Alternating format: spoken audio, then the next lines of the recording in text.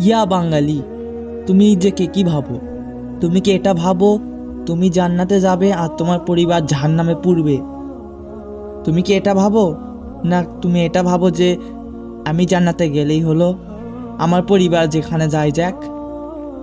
তোমার পরিবার ফিতনায় ডুবে আছে, তুমি বিশ্বাস করো বা না করো, বাঙালির ঘরের প্রত্যেকটা পরিবারই ফিতনার মধ্যে পড়ে আছে।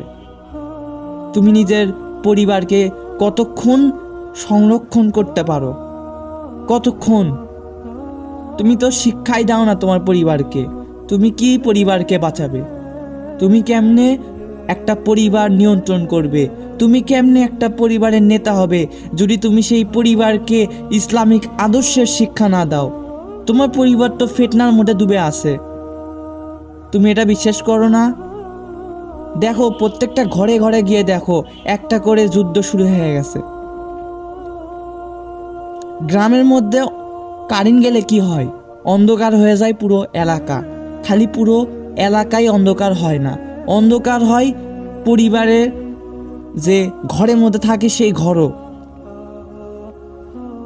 আর যেই পরিবারে জেনারেটর আছে, আইপিএস আছে, সেই পরিবারের ঘরটা থাকে আলোকিত।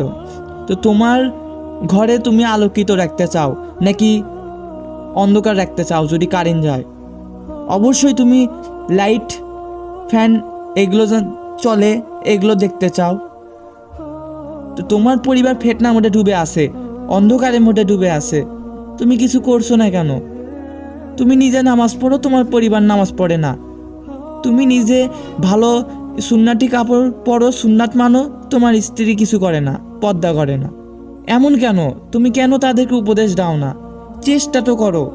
ভবিষ্যতে তুমি বিয়ে করবে, তুমি কি পরিবার তুমি বানাবে? তোমার স্ত্রী ঠিক নাই, তোমার সন্তান কিভাবে আদর্শবান হবে? তোমার সন্তানই তো তোমাকে জাহান্নামে নিয়ে যাবে। তুমি যদি জান্নাতে যাও, তোমার সন্তানরাই তো তোমাকে জান্নাতে থেকে বের করে জাহান্নামে টানিয়ে আনবে। তুমি কি কি জন্য তাদের জন্য সারা জীবন কষ্ট করছো? যদি তারা তোমাদের ক্ষতি করে,